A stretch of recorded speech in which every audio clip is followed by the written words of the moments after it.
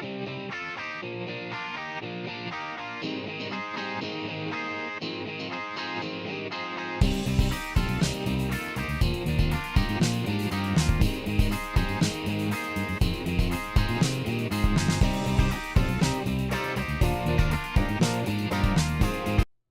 everyone, it is time for this week's live stream and I am on time, which is a miracle because I was thinking about canceling.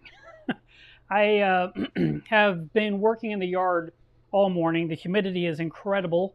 I was just soaking wet and I just wanted to get the lawn cut, and I thought, well, let me edge it while I'm out here and I'm already wet.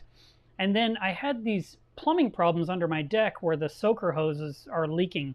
So I thought, let me take out this one board off my deck and fix it, which wasn't the spot. So I had to take off about 3 more boards, and then I fixed 2 spots, and then there was a 3rd spot literally under my shed's floor, which I had repaired a few months ago. And so I tore up that floor, and it wasn't under there either. It's further, which means I got to tear up some more floor. And I was like, oh my God, do I keep working on this today or what? So I took a break, took a shower, ate a sandwich, and here I am doing a live stream with you. So let's see. Mina, you are not first. Rick was first today. Macy's daddy. And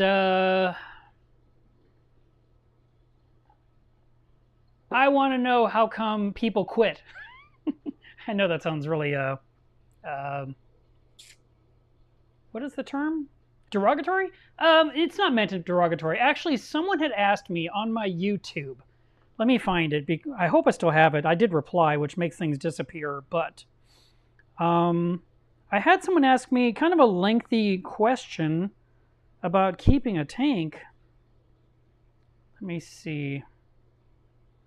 This will take a moment because I have the other stuff up, but I don't have this handy. Of course not. Let's cancel that. There we go.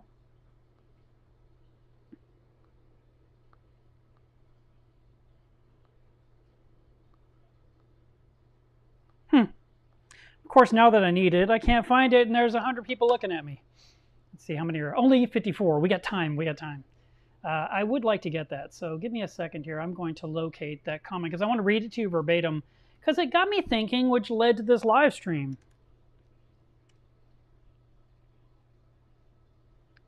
And we're going to go to videos. There's today's live. That's cool. I think it was this one, or maybe it was this one. So I'm going to take a look at both of these. I really should have started, made it. Stop playing. Stop. It's playing commercials. What the heck is going on? Where are the comments? Oh, probably because I made the window so small.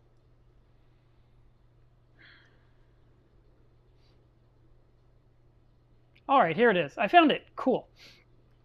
So this person says his name is Jay said, I just have a quick question. I've always wondered, do you ever feel like just taking the tank down, quitting? Do you feel like your life is based around your tank and not your tank based around your life? You do an amazing job and I admire you very much, but I've started to quit. 2 tanks, 50 gallons within the first 2 years of setting up. First one I thought was just too busy. The second, my wife complained about how much time I was spending on the damn thing. And she was right. From the time I woke up to the time I went to sleep, I was doing something in or around the tank until she had enough.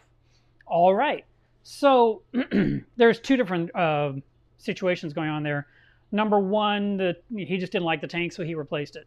The second one, tinkering the tank all day long, yeah, that's definitely gonna be a problem if you have a spouse. If you're single and you have nothing to, no one to judge your lifestyle, you could spend all day long messing with your tank if you really wanted to. But again, that doesn't lead to the path of longevity because you get tired of something. You do it too much, too long, you get burned out. I did floor cleaning for a super long time, and finally I couldn't stand it, and I barely can handle mopping my floors here, which is kind of dumb, but it is true. I hate mopping after so many years of doing it. So it led me to ask others, and then I'll get into what I feel about this topic. I asked others, what was your motivation, your main motivation for keeping a tank these days? Because I was very genuinely curious to see what others felt, because I know how I tick. I'm kind of one of those guys that when I start something, I'm all in. But there has to be a really good reason to quit. And I have not encountered that reason yet. Not in 25 years have I wanted to quit. Not even once. Not even when things were going wrong did I want to quit. I wanted to solve the problem and get back to what was so cool. And then, of course, I'd be mad at how long I have to wait for the rebuild, for the corals to return to their former glory, because what I've lost is I lost growing time, time with a reef. And so as you restart like certain corals, they're little twigs again, and you got to wait forever for them to become big colonies, and that irritates me, but it doesn't make me want to quit. So I didn't ask people why they want to quit. I asked people why they want to stay in, because I'm a positive person. So the first person said, it's Paul, and he says his primary motivation is to do something most wouldn't, something that brings my lounge room alive, something that's always been in my blood. And I like that. And then C.H. Chavez said, I have a disease, chronic reefer for life. There's no known cure, and I cannot help myself. Steve says, I'm a paramedic, so my side job is a little on the stressful side. No matter how bad a shift I've had or what I've seen, it always seems oddly okay in the world when I get to sit down in front of my reef. Richard says, I've had fish tanks all my life. Reef tanks are the pinnacle of the aquarium hobby. Okay. Tony says, someone once said, I wonder who said that. We do it not because it's easy, we do it because it's hard. I really should look that up and see who says that. Someone thinks it was JFK.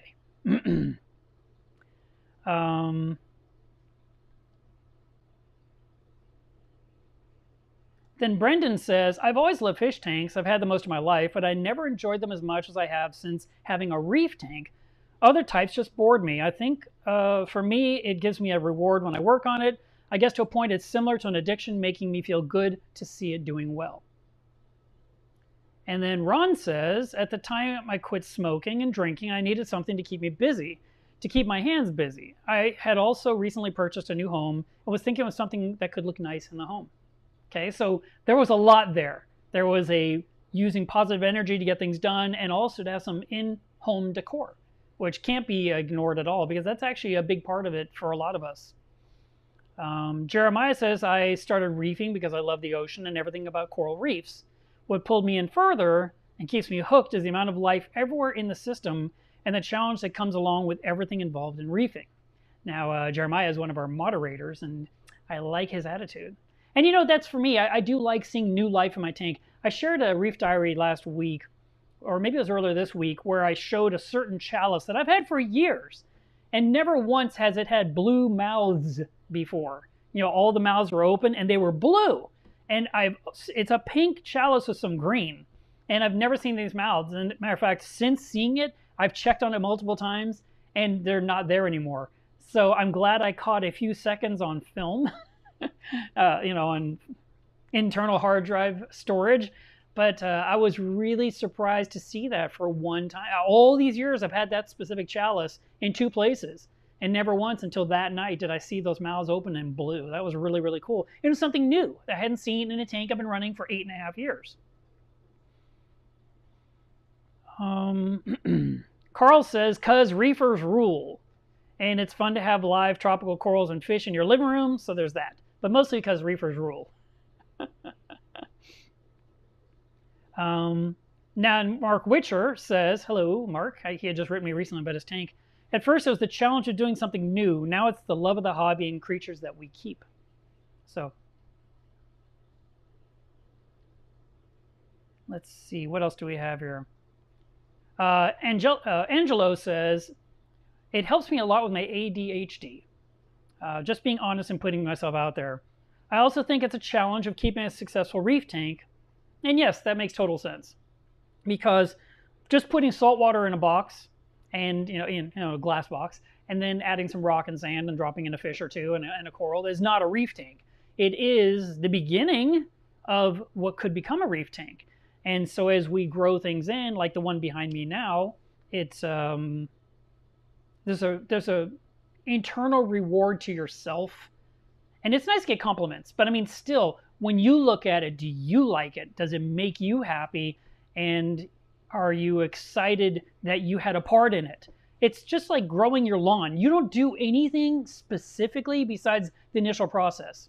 You may be putting out the seed. You might have worked on the soil initially, and then maybe you hired someone to lay out sod, and then you did some fertilizing and you've been mowing it and edging it. But the lawn grows on its own, and you either love it and you're like, oh, it looks great, or you hate it because it's not as good as you want it to be. But you don't actually make the grass grow. You just help it with all the other things like fertilizer and water and keeping it clipped and looking nice.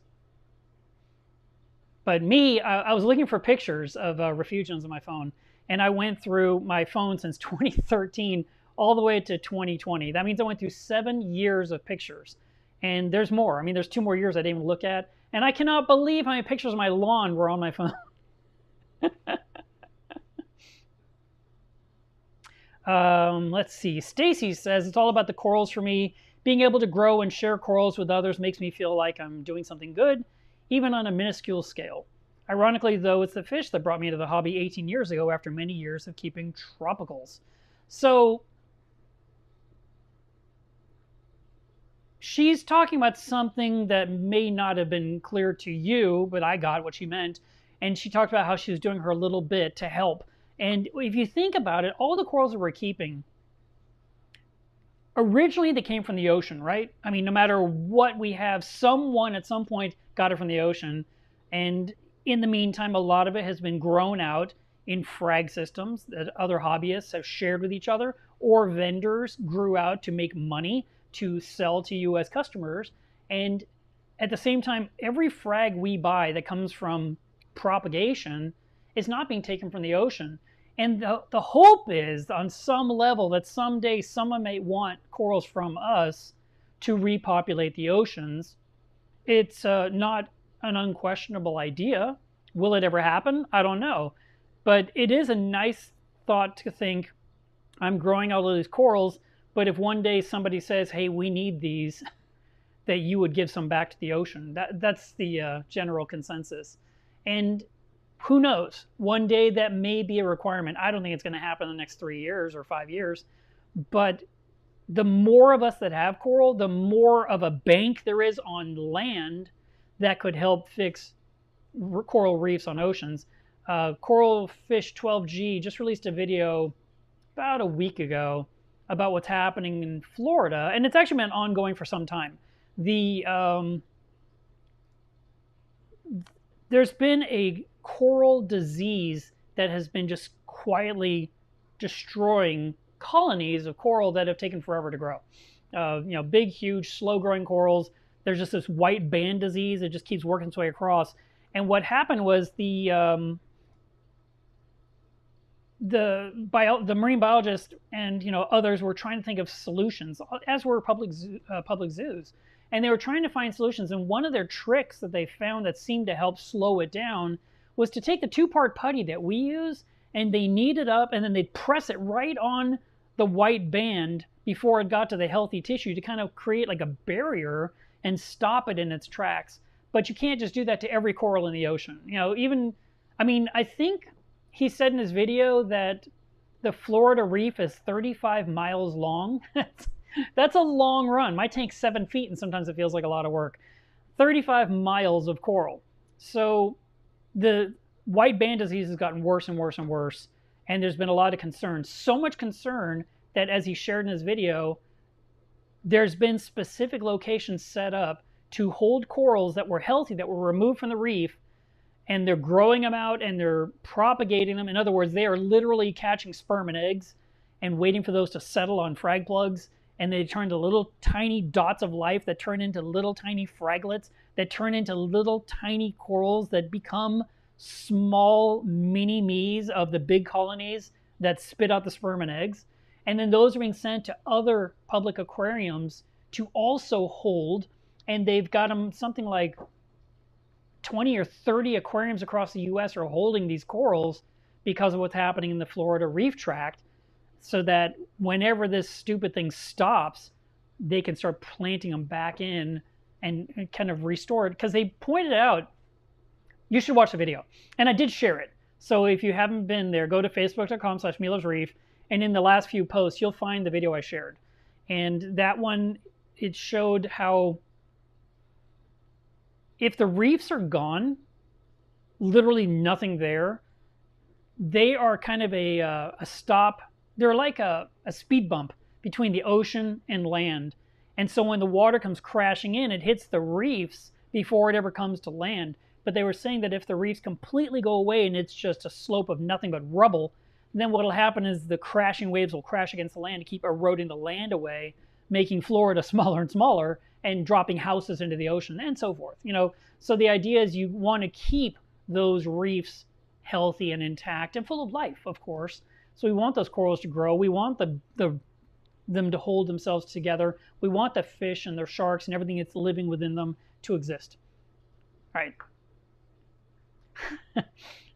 This next one made me laugh.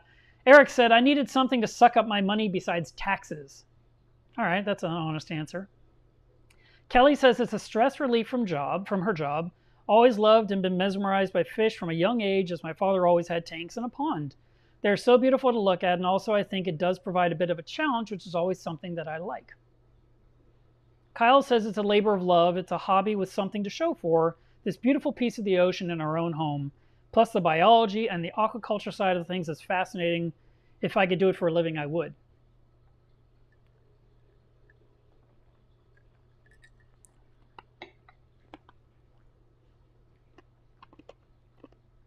James said, I love learning and teaching, and the reef provides opportunity for both. But not only to wax religious, it also is a daily reminder of the beauty and diversity of God's creation. Michael says, the primary motivation is having a piece of the ocean in our house. My wife and I find it very relaxing. On top of that, it's very rewarding knowing that all your skills made it possible. Carpentry, plumbing, electrical, and even a bit of machining. And think about it, 3D printing. It's a dynamic box of water that contains a high concentration of life in a very small footprint.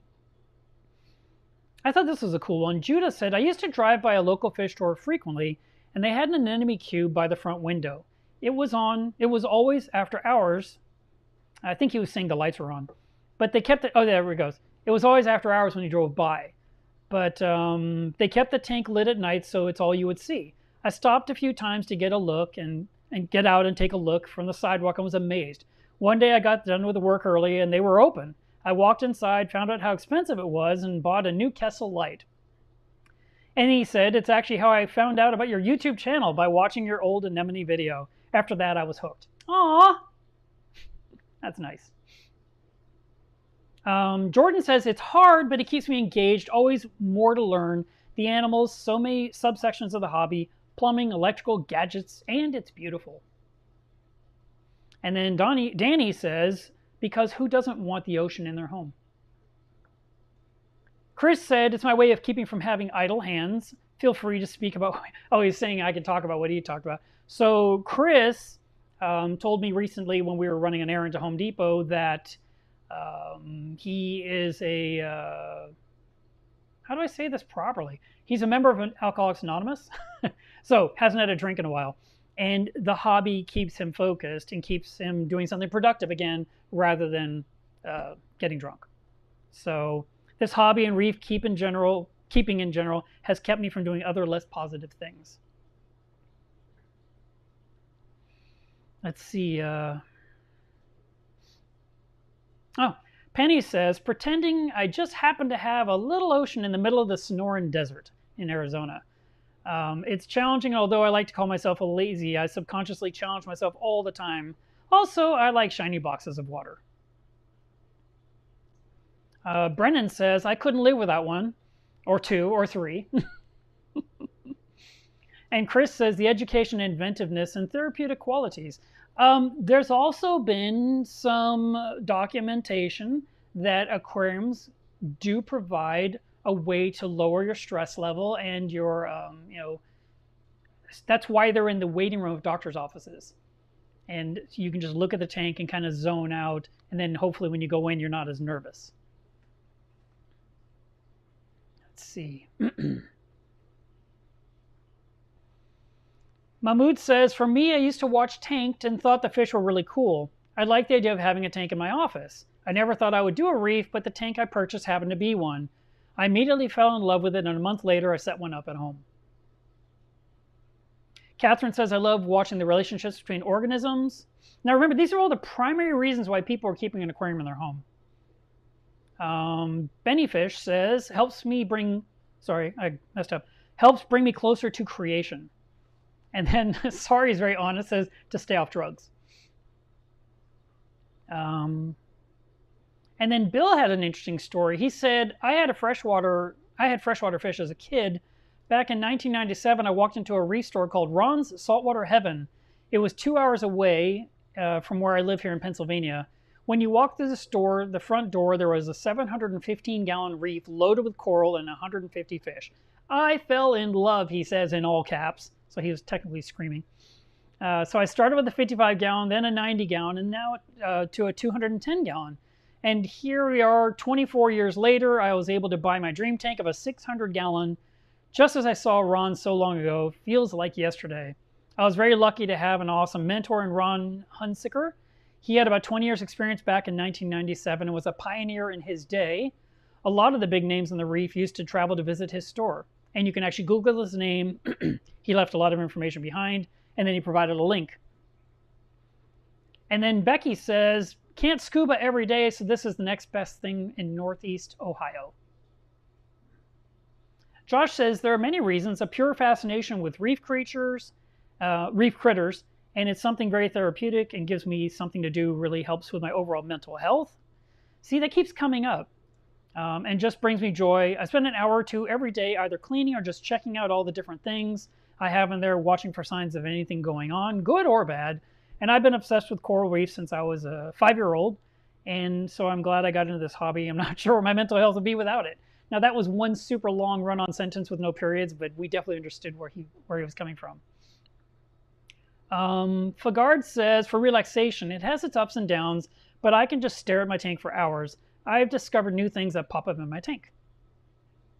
Brian says, I've always loved fish and fishing since I can remember. What better way to fulfill my passion of fish than to have an ecosystem in my house?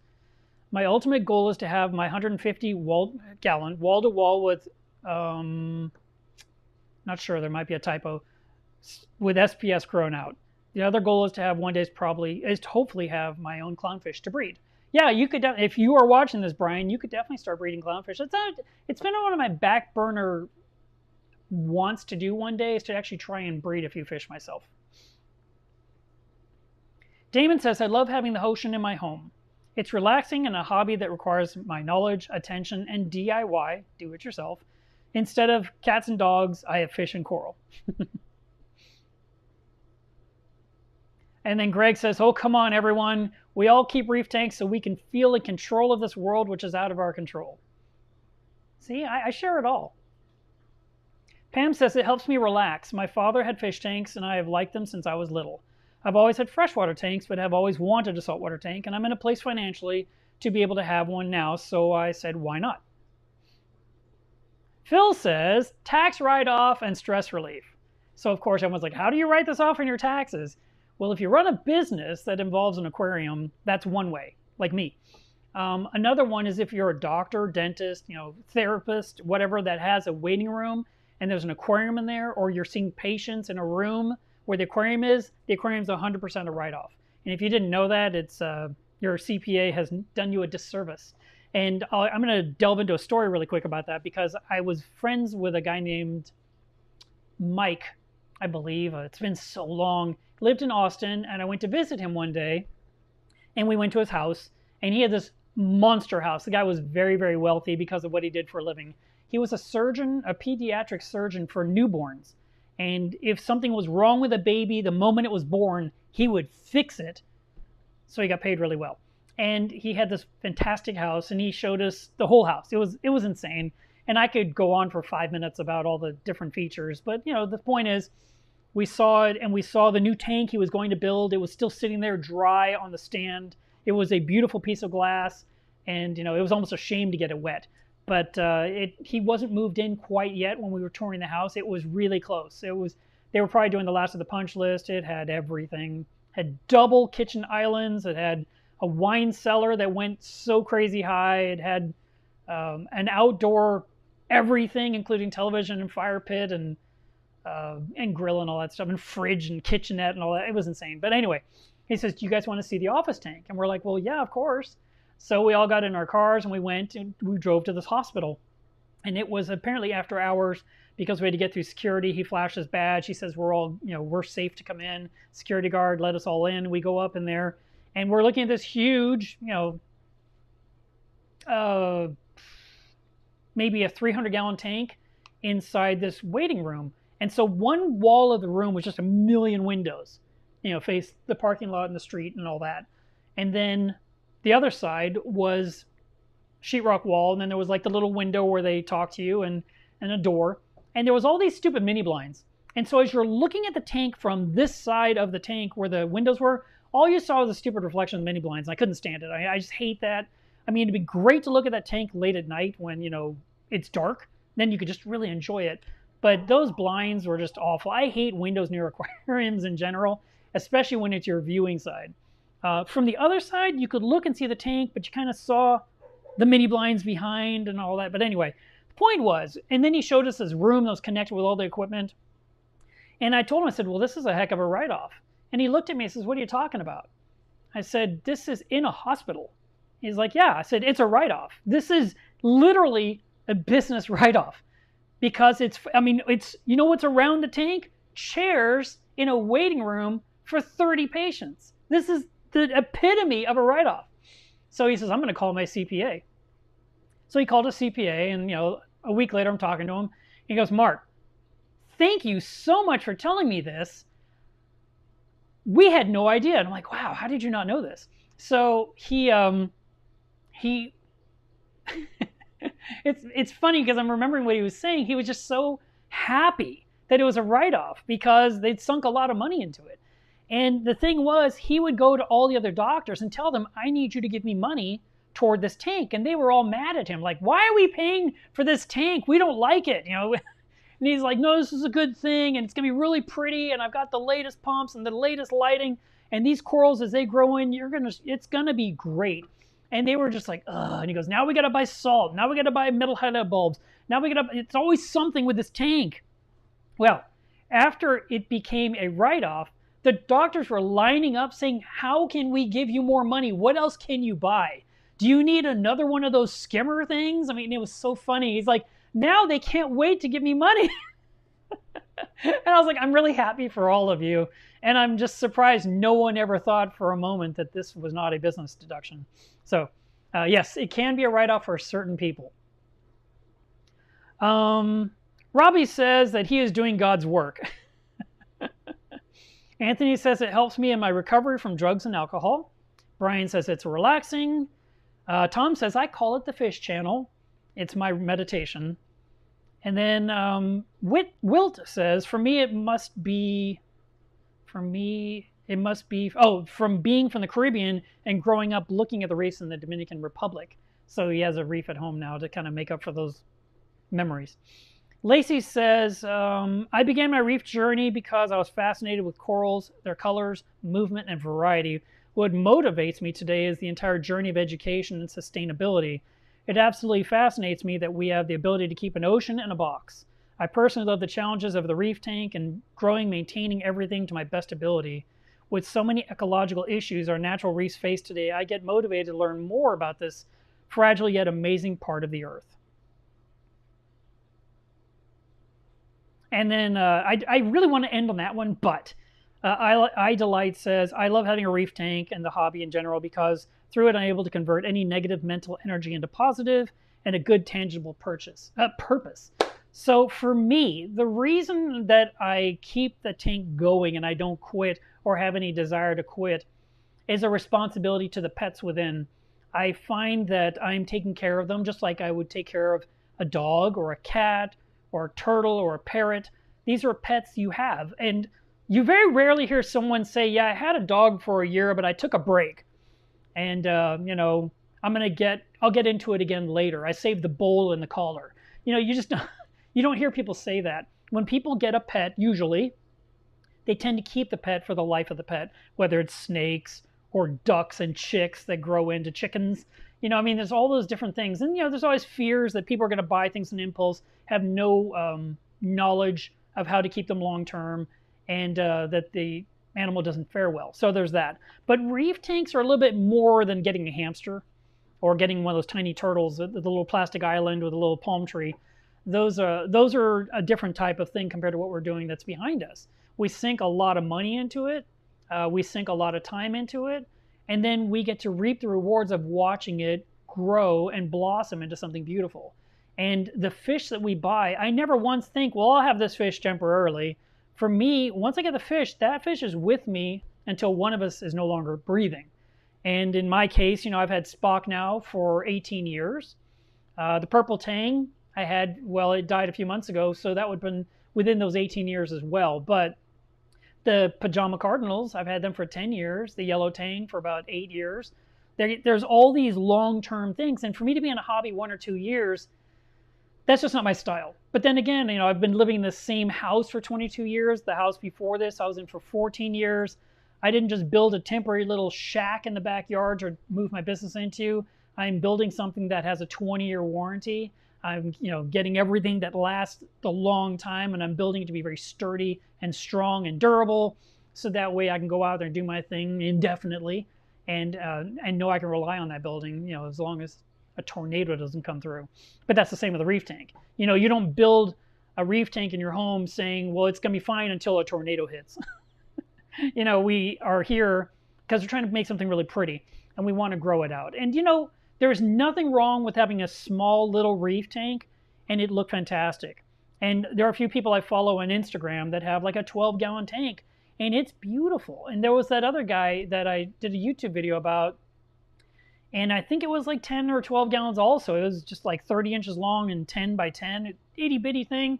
He's been running that thing for like 8 years. So you can enjoy a small system, and all the gear underneath it, under that tank, there was like $5,000 worth of gear under that little 12-gallon aquarium.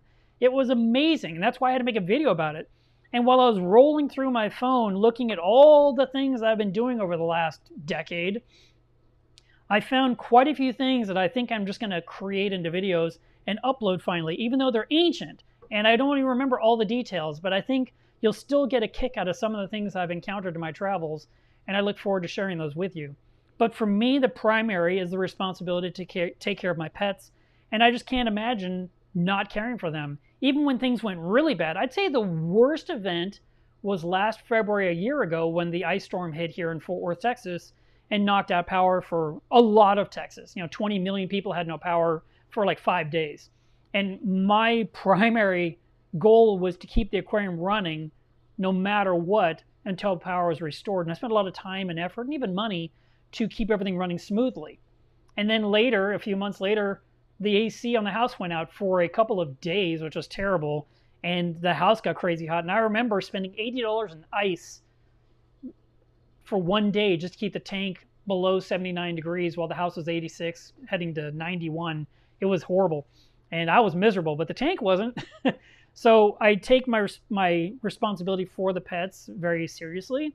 I try to give them the best environment I can. I spoil them a little bit. From time to time, I get myself something new and pretty. Now, I bought some fish about a month ago that I haven't received yet. So I need to call the store and find out what's going on with that, because I bought these 2 fish that I'm very excited about. And I saw them during our DFW Mass LFS tour. And I was like, what is that? I need it. So I bought them. And he says, well, you got to wait. They're in quarantine for 2 weeks. And then, he had said, we're going to bring them to you. I was like, okay. Never happened. So I don't know if they didn't make it, but I need to find out because I want to get my fish. And in huge news, I saw a post on Facebook for a fish that I've wanted for 15 years. And it was tank raised, yes, tank raised, but I think raised from sperm and eggs. Again, 2 fish spawning, and this breeder has raised them for, I don't know, feels like more than 4 months. They're probably older, but for some reason my brain says 4 months. I'll have to ask her. But she said she had 2 for sale. And so I immediately wrote her. And it was an hour after she posted it, and I was sure they were gone. And I said, I know it's been an hour. Do you still have either of those fish left? And she said, I do, and one can be yours. So I am going to be buying this fish as long as nothing goes wrong. It's coming from Hawaii. The breeder lives there. And it's going to be very expensive. The most expensive fish I'll have ever bought. But I'm very excited, not only because it's a fish I wanted for so long. The first time I saw this fish was in a Tank of the Month article in Reef Keeping Online, which was an online magazine back then. And I remember I was going through the article and reading about lights and pumps and stuff, and they were showing pictures of corals, and then there was this fish. And I was like, oh my God, what is that? And it just said the name underneath it. It said C. interruptus. I'm like, that is so beautiful. And I was so excited. So I have been wanting and coveting that fish for a super long time. And I remember at that time, as soon as I saw it in the article, I wrote the one person in Hawaii who was a breeder of them back then. This is like in 2005, 2006, I don't know, 2007. And he says, no, I used to do that. I don't do that anymore. And I was like, I was like, of course. So fast forward to 2022, Karen Britton, who is famous for the fish that she has been raising, she cracked the code on these, the Centropage interruptus, and I am getting her smaller one of the two. And I'm very excited about it. And I'm not sure when I'm getting it. It could be a week. It could be 2 weeks. But there will be a video about that fish. And that fish will be famous in this tank. So all we have to do, we have to hope nothing goes wrong with transportation. That it gets to California safely, that it gets shipped from California to Texas safely, that it acclimates well, that it gets along with everybody in the tank. The nice thing about this one specific dwarf angelfish is it is reef safe. It's not going to eat all my corals. And it's just so darn pretty. So I decided I had to have it. It is going to be a business expense. We were talking about that earlier. But I'm so excited to get it. And it's not often I get crazy excited about a fish. So in the next month or two, we should see 3 new fish in this reef tank behind me. So that'll be nice. Let me see. Oh, I got rid of that thing. I was trying to think what else I told that person. But mainly, I think that's it. That's my primary, is that I love what's in the tank. I love the life. I love the ocean, like so many others said. And having it here in my living room, I can go up to it and just look in there and see what you would have to wear a scuba mask and go down to the ocean. And you can only be there for 40 minutes before you have to go back up and, change your air tank, and spend some service time and then go back down again. And usually most people don't want to just stay in one spot. They want to explore. They want to what's called drift dive, where they go down and the current just blows them along. And I hate that. I can't stand being moved out of my spot. If I want to check something out, I want to stay right there. I want to put an anchor down there and hold on and just watch the sea anemone with all the clowns swimming around in it, or, whatever, you name it. A hermit crab just crawling up the side of an eel or something. I want to see those things. I love invertebrates. I love the life that's in the ocean. And to be able to see it in my tank every single day brings me a lot of joy. And it's probably why I've been doing it nonstop for 25 years. So yeah, not a single time did I ever think I think I want to quit. It's never happened, not once. I have thought, if I ever move, what happens to this room behind me? What would the next person do in this house? Well, I have no plans on moving, literally, with that building out back. But the only thing I think you could do is, if this was your home, you would just set up an ice cream stand right there, and when people came in, you gave them an ice cream cone, let them pick their flavor. It's the only thing I can think you can put in that one spot. What do you think? What could go in that spot? Nothing. It's a fish room with a reef tank. That's what it has to be. All right, let me look at some of your comments. How are we doing on time? Oh, we haven't been talking that long. It's only 39 minutes. Pop Reef says, how is the studio coming along? When will you, quote unquote, move in? I have a list of things to do still. So what I have to do, I have to finish installing the alarm system. I have to install the lights on the high ceilings. I have to run power to the building. I got to install the AC system desperately.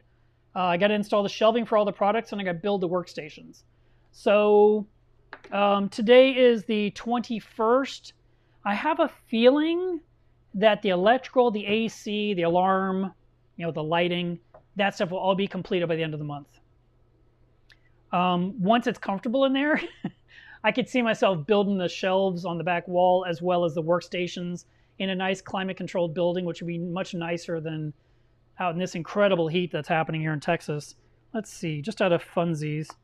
Right now, it says it's only 81 degrees, which sounds like nothing. I mean, I could live with it, but you know what? I think what happens is the temperature has changed because it was worse earlier this morning because the high was supposed to be 91 and our humidity is just awful right now. 52% humidity. It's really, really, I mean, I couldn't believe how I was just sweating.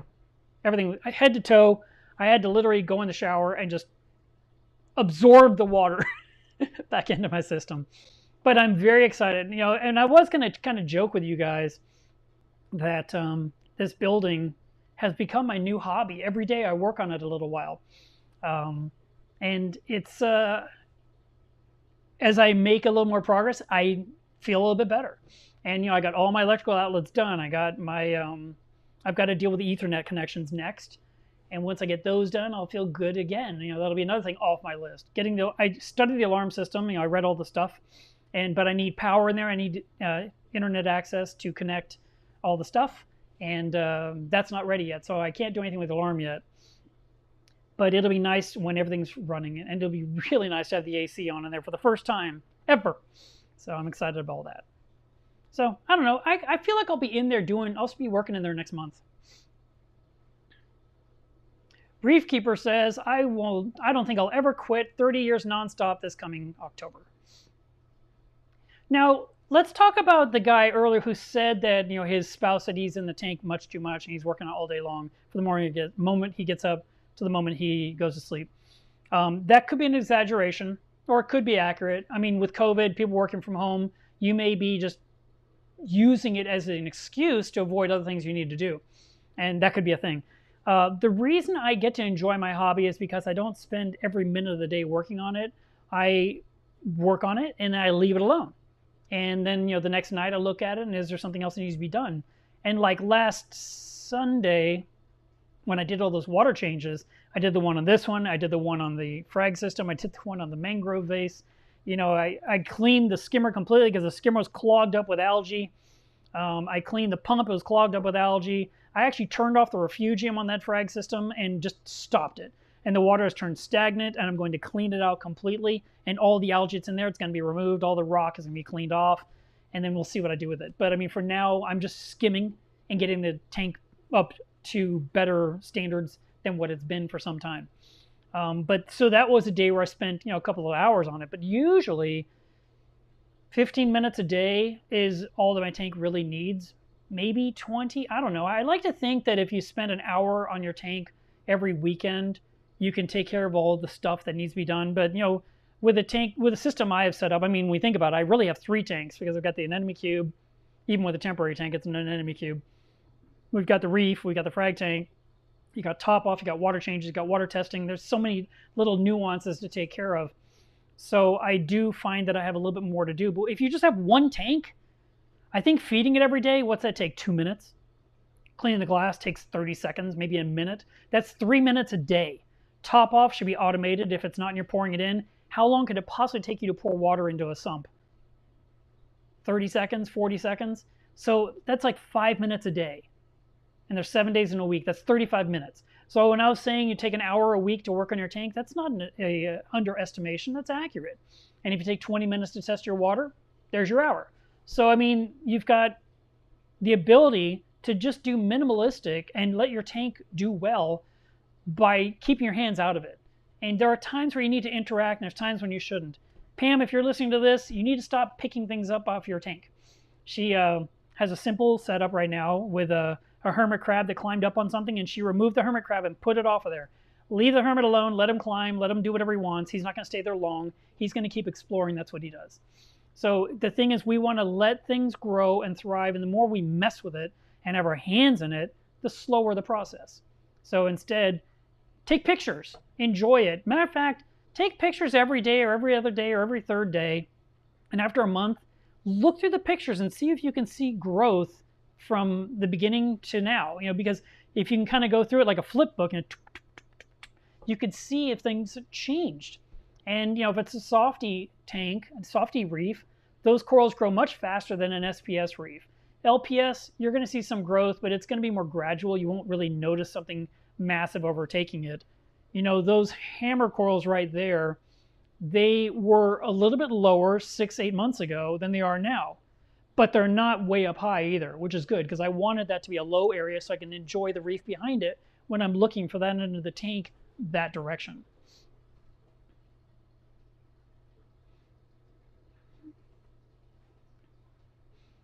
Let's see.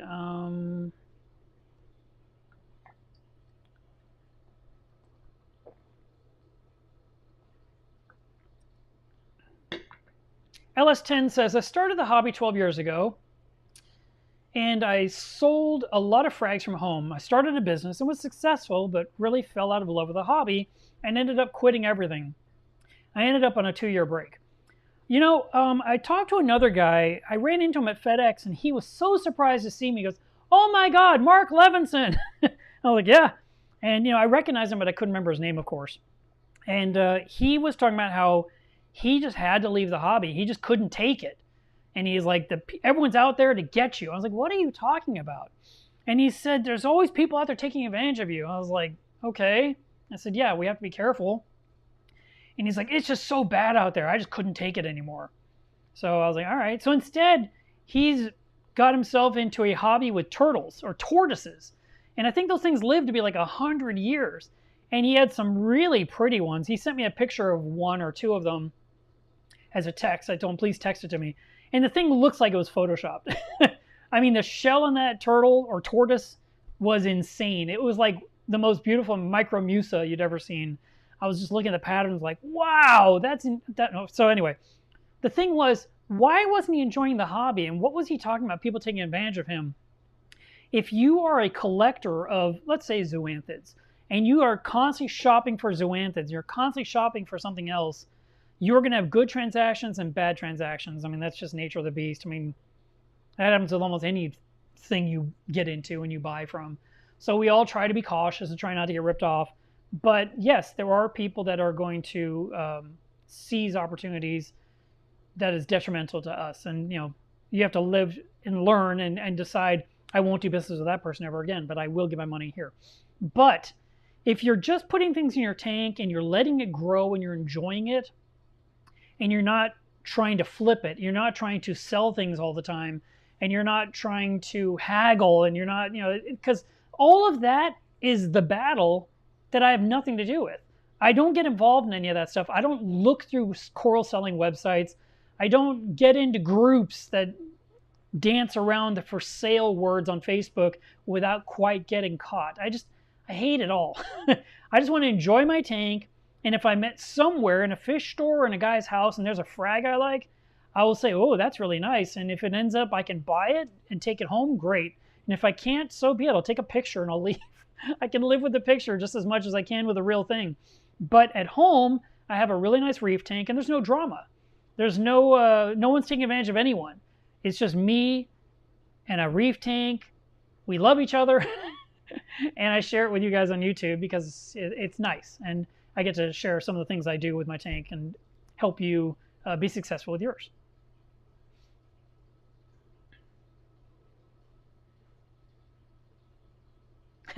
Reef and Dive says, to me, a reef is the most rewarding hard challenge there is, like a super hard forever Lego. I love that. Oh, Derek, thank you very much. Yeah, I did get this at the Waikiki Aquarium. It's got all these fishies on the back. See, I'll just pretend I'm looking at my reef for a minute. Now, let me talk about that for a second. People say, and I've never believed anyone, okay? I just don't believe people when they say that. They say they will look at their tank for hours. I can't do that. I don't think it's a matter of not having an attention span, because I can watch movies and not move. I mean, except to pee. But I mean, I would love a movie. I'll sit through a 2-3 hour movie and it's great. Got my popcorn, got my chocolate, got my Coke. I'll movie it up. But I can't sit in front of my tank and look at it for 3 hours. I can't look at it for 30 minutes. I think I look at my tank for about 5 minutes at a time, or maybe a minute here and a minute there. How are you guys staring at it nonstop? How do you do that? I would love to learn your technique. Not that I have the time for it, but I'd love to know it's possible, because I just can't. I can look at it and say, man, it looks so good. And I was like, oh, let me get out my phone. Let me take a picture. I take it. No, that's no good. Let me take it again. Okay, Spock's in the shot. Take the picture. Things look good. Okay. How long was that? 30 seconds? I can't be there for another 59 minutes and 30 seconds. I don't know how you do it. But I do enjoy having it here, and I've loved being in the living room and building sumps and different things for customers and looking to my side and seeing the reef tank, and it's right there. Now, when I'm out there working, I have a webcam right here to look at my reef, so I do have that, so I can check on it. And I know I'm going to be going in and out, so I will be going around it anyway, so it's not going to be abandoning it, but I'll stay focused on my work out there, which will be really good, and not be distracted as I can be in here. But it is kind of funny to me when people say they look at the tank for a long time, like it's television. I don't know that I believe them. I would almost have to see someone time-lapse it. Someone do that. Someone do it and time-lapse it. I have to see what you really, really do. And don't cheat. Don't just do it for the camera. You have to mean it. And then tell me how long you really lasted. Alex says, how much alkalinity does your tank consume per day? My tank consumes 0.8 DKH per day. I have no idea. How do you even know that? I don't know. I have a calcium reactor, and it adds alkaline to the tank all the time. And right now my tank is 8.52. But how much does it use? I don't know. But my calcium reactor is spitting out fluid around the clock to maintain my 8.5 to 8.6 level that my tank is at right now.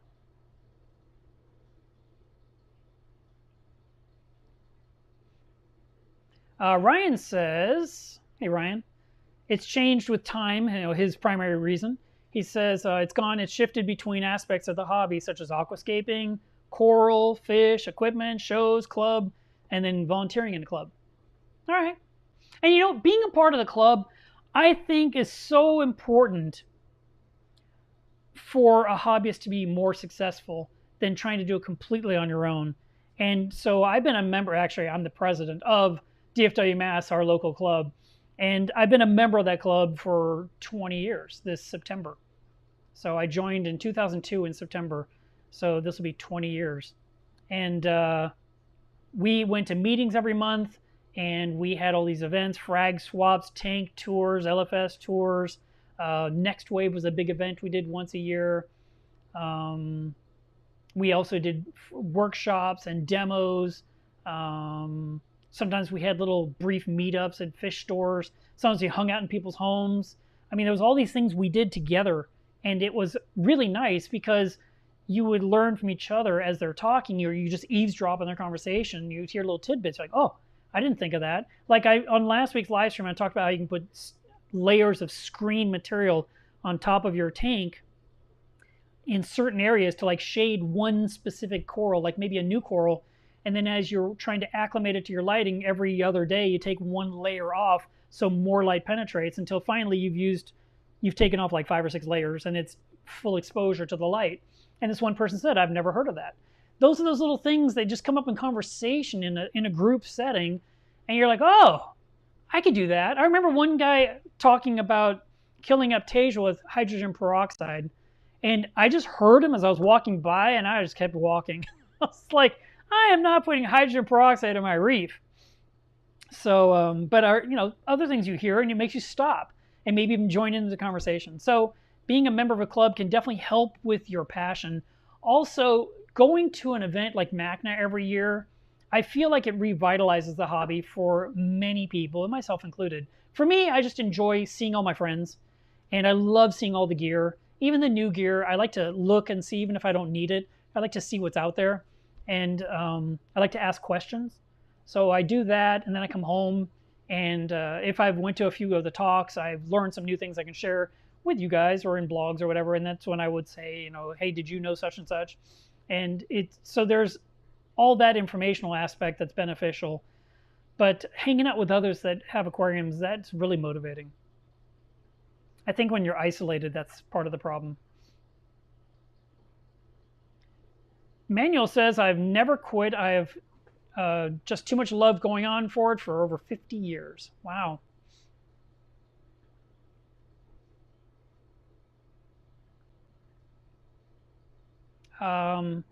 Raul says, been in the aquarium hobby for almost 40 years with 15 with reef tanks.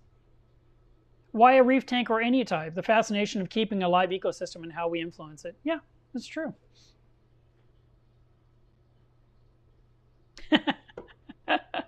Jason says, I can't phone shame him anymore. Yes, I can. What did you get? You got the 11? Why wouldn't you get the latest one? The 12 Pro. Oh, man. The shaming shall continue, Jason. Michael says, is that a massive plate coral behind you? This one here is a tongue coral, and I've had it for a super long time. I was looking through my pictures, and I saw a smaller version of this in 2013, so I've had it at least since then. This is a lithophyllon. This is a chalice. This is an acan echinata.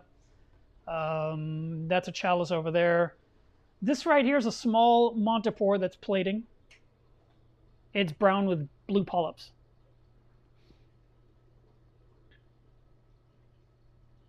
Let's see, I'm just looking at the rest of your comments here.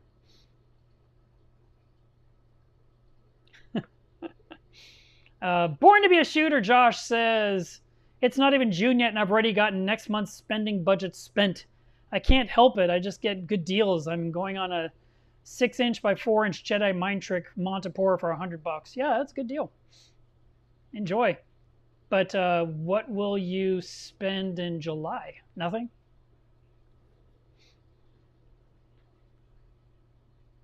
Let's see. Jamie says, for me, it's always been the dream to dive the Great Barrier Reef. Can't do that with kids, so I have a tank instead. That I have a class as a bit of a, I have a little bit of the ocean inside.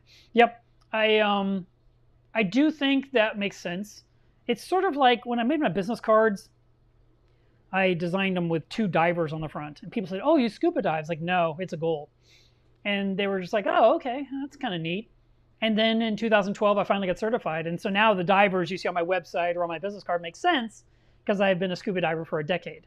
But for a long time, I really wanted to be a diver. And I was glad I had an aquarium at least where I could look at things. And I went on trips and I'd snorkel, but I never got to dive. And I remember when I went to my trip, 10 years before that, in 2002, I went to Cancun. Maybe it was 2002, 2003. I went to Cancun, and there was a bunch of things you could do during that week. And one of the things I wanted to do was do the scuba diver experience, which is sort of like the most simple, we're going to let you get underwater and blow some bubbles. That's all it is. I was like, okay, I am going to go to the ruins. I'm going to do this catamaran thing. And then I'm going to go ahead and I'm going to do this this diving experience thing. It's like a learner's newbie thing. And then, the next day I'll go home. And so I showed up to do it and said, you can't do that. And I was like, why not? It says, because you fly out in less than 12 hours.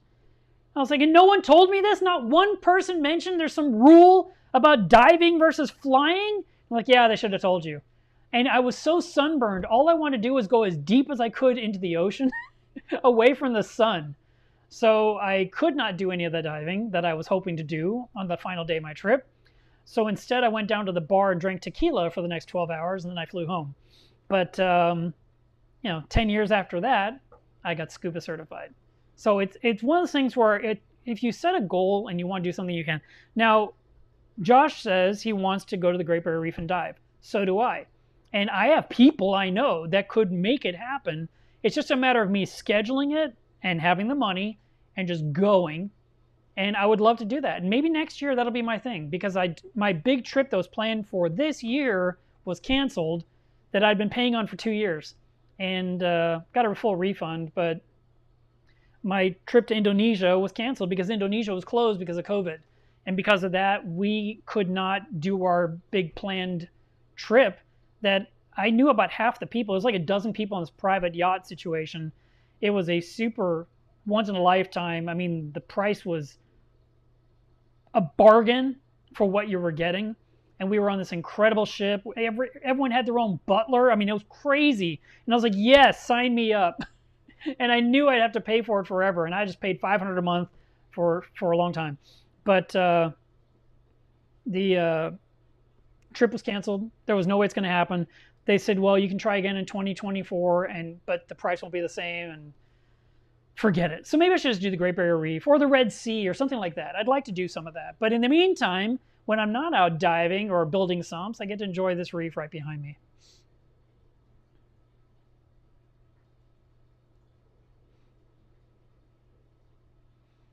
Vince loves fish. What a great name. Says, this has quickly become my life. Cost is the biggest barrier for my love of the hobby. Yeah, things can be expensive, but if you have some good quality gear, it tends to last longer than the cheaper stuff. So you're not having to buy stuff twice.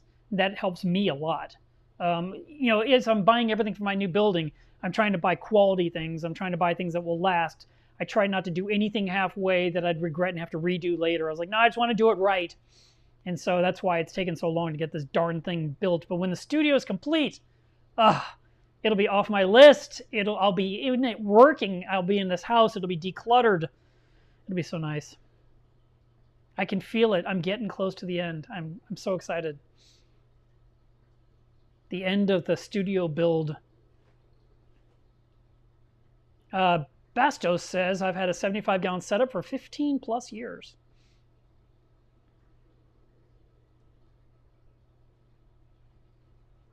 And Insane Reefer says, I recently set up a Red Sea Reefer 250 in my living room. I needed one upstairs. My 180-gallon is in the basement. Oh, it's down in the basement? He must go to the basement a lot. Oh, thanks, Jason. Yeah, I have always loved the Centropage interruptus. And the fact that it's come from Karen Britton is just huge to me. I don't know why. It means so much more than if Alfonso scooped it out of the ocean for me. I think because she grew it from nothing with her love. And so, yeah, I'm super excited. And I'm putting it on a credit card.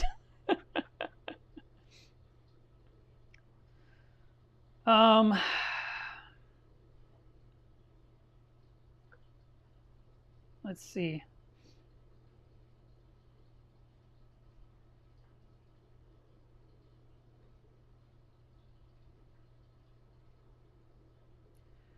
Born to be a Shooter says, what's a good adhesive or glue to use that'll keep turbo snails from popping things off the rock? They keep knocking over some of my more sensitive corals repeatedly, and it's slowly degrading a few of them. I really like to use the 2-part putty from DD Aquascape. I sell it in my shop. Let's stick that on the screen. I haven't put that on the screen in forever. So if you go to MillersReef.com and go into the reef shop, just any part of it, go to dry goods. And then there's a little search box right in the middle of the screen and type in Aquascape Putty, and it'll show it to you instantly. It's like 12 bucks. And I love using that. And I also like to use the super glue gel, like the Ecotech glue or the glue from Polyp Labs. That's the one I use because of these little individual tubes. I had one sitting there, but I took it out of the barnacle. So you can take the putty and you can form it to fit the shape of your rock. And you can take your coral and you can put glue on the plug and push that into the putty and then pinch the putty around the glue, and it becomes this glue putty sandwich, and your snails will not be able to move it at that point. But one day when you need to pry it loose, believe it or not, with a little bit of effort, you can just pop all that off and it won't like ruin your rock work. So you're not like putting in something that turns to concrete that spoils the aquascape forever. The reason I like this aquascape putty from DD is because it is purple colored or a pink, so it has that coralline look instead of being like white putty that would look glaringly white against your established rock work. Now, when you do use the putty, let's say you have 4 corals you want to secure in your tank, and your tank is 100 gallons. You can definitely use the putty to put 4 corals in there. But if you have a 16-gallon nano and 24 corals to putty, do not putty 24 corals on the same day, because that's too much putty in a very small body of water, and it will cause chaos in the system. So better to do 2 or 3 every few days, And that way the protein skimmer that's on that system can deal with removing the toxins from the putty. And you can just work your way through the tank and not do it all in one session. So be reasonable. Whenever you're doing any kind of a project like that, do what you need to do and then stop and then do some more later rather than doing it all at once. Huang, thank you very much. He says he loves the tank in the background. Looks like it's had so much growth from the beginning to now. Well, it went through a lot in the last 9 months, but it's definitely doing better. There's a couple of things that didn't do well for whatever reason. Might have been those aquaporid and flatworms. It could have been the lack of iron in the water, but a lot of the corals are happy. And I just had to remove that one that had died completely. It just, nothing was bringing it back. Let me turn this off. But I will put this on the screen. So if you guys aren't a member of Club Miller's Reef, please do join. That group has 9,000 members. We treat everyone with kindness. It is literally the rule. Matter of fact, there's a rules video. So if you join, watch the rules so that way you know what they are.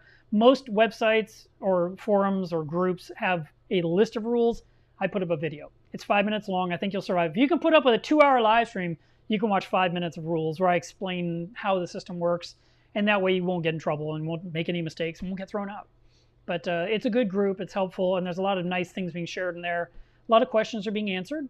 And no one feels embarrassed to ask, which is really good. It's really frustrating when you have to ask for help and you have people putting you down. And so that's why I created this group where you could ask your question and not be put down. And it's always funny to me when people say, oh, I've been watching your videos for years and I'm just now joining. I'm like, well, why haven't you joined the club before? The club's been going for 3 years.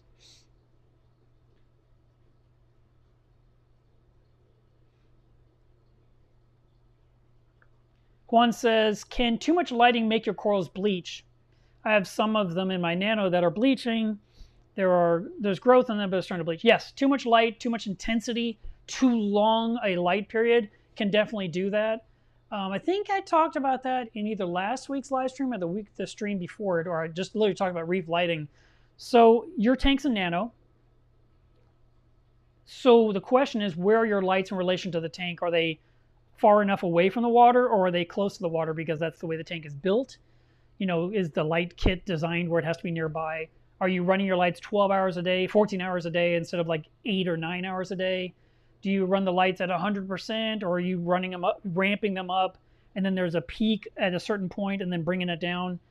If you're watching corals lose coloration, like you said, bleaching, I would reduce the lighting period by half.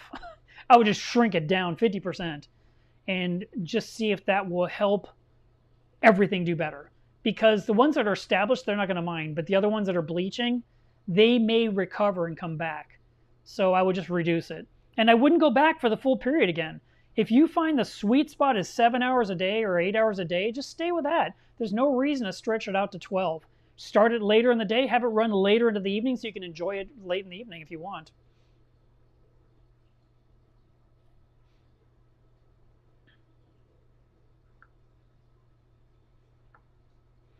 Jamie says, if you could dive anywhere in the world, where would you go? For me, it's the Great Barrier Reef, somewhere near Lizard Island or Rajampat, the place that literally looks like heaven. Yeah, Rajampat is in Indonesia, I believe, and that was my big dream trip that I was about to go on, and it just didn't work out. We kept watching and seeing, and finally the person that organized the dive trip, and there was like 14 people, 12 people going. The organizer said, who happens to be my best friend, she said, I just can't keep holding people's money. I've got, all this money sitting here. I need to return it because I don't know if this country's ever going to open up again. And then you see the post from the dive, from this yacht. Because I'm following them on Instagram, like, oh, come dive with us. It's fantastic. I'm like, I wish I could. We legally cannot. So it's just like a little frustrating. It rubs the salt in the wound, so to speak. But all we can do is, plan for a future, another trip. I've done Fiji, and I'd do it again. I've been to Bonaire, and I would definitely do that one again. I've never done Cozumel, which is funny, but Cozumel's all drift diving, so I probably hate every moment of it. I've done some Hawaii and I've done some Florida Keys. And Indonesia was a really important one. Philippines would be great. Indonesia would be great.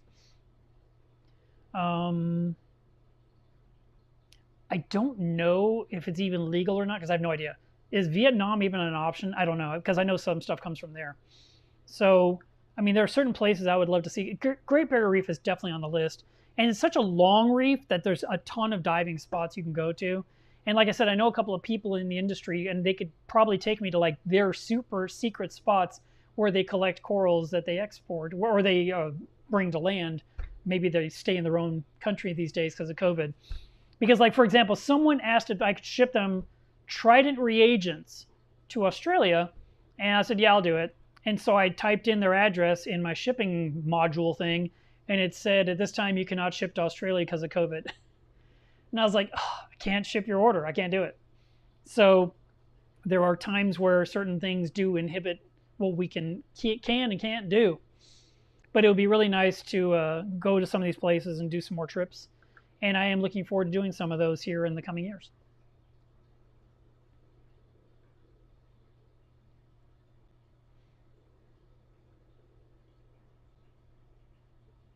Yeah, Josh, the glue works. The putty and glue works. The putty glue putty works. The glue putty glue works. There's a lot of different techniques. I have done different things. For example, I would mix up my putty, make it the size of I don't know, about a grape. That would be how much I needed. And I might put glue on the backside and then press that down on the rock and then put a tool in there to create that dimple where the frag plug will go in, put glue on the plug, press it in, like I said, then form the putty around it. And that really does hold things in place. I don't have things moving in my tank most of the time. Things tend, when I put them down, they're down to stay. Oh, I have not done Belize. And another one, Costa Rica, I've heard has some great stuff going on down there. There's so many places to go. I mean, as a kid, I went to places like Tunisia, Tahiti, trying to think where else. Anyway, I've been to different places in my life as snorkeling, but not as a diver. And I just got some new fins in. I got my my colored lens for my Kraken case. And I need to make sure that works with my phone because it wasn't working the other day. So I got to talk to the dive shop and see if I can figure out why it's not communicating properly with the phone, because it should, but it wasn't. So I want to make sure all that's working. You know, got a good regular in BCD and all that kind of stuff. It's just a matter of taking the time off, you know, taking a break from work and going somewhere in the world and enjoying it and hoping the weather cooperates. That is the other risky thing about it being a diver that I hate, that we can't control. You can plan a trip. Forget the big dive trip that I did. You can plan a regular trip, like a trip to Florida, and when you get there, they say the water's too rough, you can't go out today, and you literally are just burning daylight. You can't do anything. Your whole plan was, I'm going to dive when I get there, and then I'm going to this restaurant with some friends. And you're like, you get there, like, you can't dive. So you go to the restaurant, and the next day you get up, and you're like, yeah, the storms are bad, so it's not going to happen. We haven't had storms in a whole year, and here you are. What bad luck. And you're like, literally the 3 or 4 days I'm here, you're telling me there's a storm messing it up. That kind of stuff drives me crazy that you cannot control it. I just want to control everything.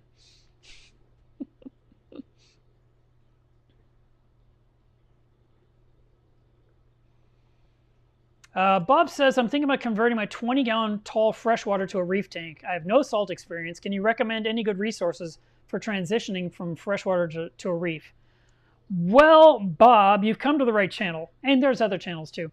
But what I can tell you is everything you know from freshwater does not apply with saltwater. Everything you think you know will not help you. It is completely different. And I know that for a fact because everyone that's ever come from freshwater said it's nothing like it. But on my website, I have a couple of articles. One is very short and one is very long about the basics of setting up a tank.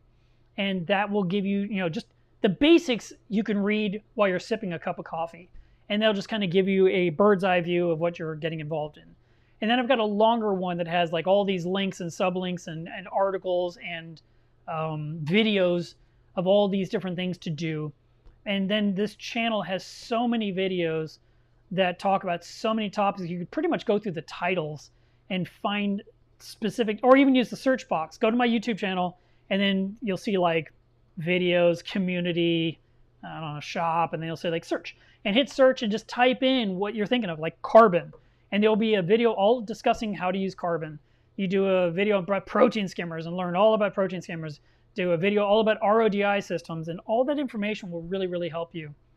If you want to binge, you can watch the Reef Diary series that I have here on this channel. There's 142 episodes.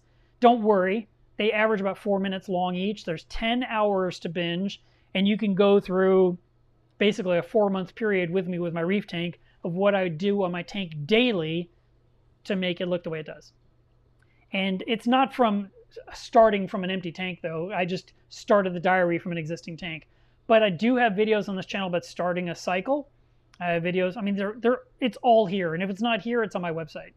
So Milo'sReef.com has a lot of information that has been there for a long time for a reason, to help people be more successful and allow them to get educated. I mean, that's why I set up the website. I specifically made the website for education. And it was like 10 years later that I started putting all the things I sell on there. So now it looks like a selling site, but all the articles and all the blogs and the creature ID and all that stuff, that's all there to give you information to help you understand things.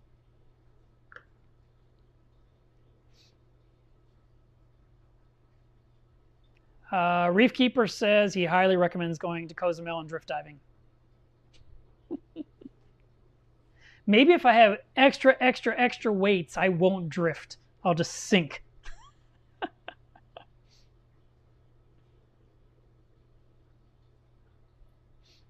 Oh, Ryan says, Vietnam is open, but plane tickets are $6,000 a person. Oh, well, might hold off on that trip. Maybe I'll go somewhere else for a little less. Guys, I think I'm going to stop here because I have to go work on plumbing. I have to fix this thing because I've tore up the floor of my shed and I need to continue. And I don't relish going out there and doing it, but at the same time, the sooner I fix it, the sooner I can turn on the irrigation outside around the property, which my house desperately needs. So I want to thank you guys for tuning in today. There's 140 of you with me on the live stream, and I really appreciate it.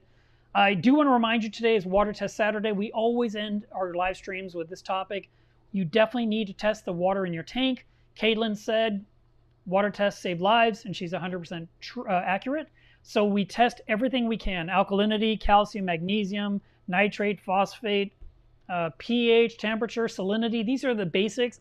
Potassium's another one. If your tank is new, ammonia and nitrite. I mean, these are all things that we want to keep an eye on, because if we're not keeping an eye on these things, then the tank starts deteriorating. So what do? You start testing your water all of a sudden in a panic, and then you find big problems instead of little tiny problems because you didn't test frequently. So by testing weekly, you stay ahead of the game. It's sort of like Titanic and the iceberg. If they saw the iceberg sooner, they could have steered clear. But because they saw it at the last second, they couldn't turn fast enough. And when it comes to water testing, if we test early on and regularly, things won't get that far away from you to where you can handle it and make this small course correction and save the reef. Where if you wait until things are just falling apart and everything's on fire, then you're just in damage control and you're considering quitting, you're considering resetting, you're draining the tank completely. I mean, there's so many different negatives when all you had to do was test your water every single week. So every week I implore you, please test your water. What you can do is you can log it in Reef Trace. You can watch the graphs and see your progress. Reef Trace is a great app. I've been recommending it for a long time, and I'm a partner in it. Not that I get any money, because I don't, but I am a partner in it anyway. I've got a lot of my information in that app, and I like the way it looks. It's gotten a huge overhaul. So if you haven't seen the latest version, update your app. And it's for iOS and Android. That's it. Oh, one last thing, because I mentioned this at the beginning of last week's live stream, so I'm going to end it on today's live stream. I finished my Star Wars week. I watched all the movies.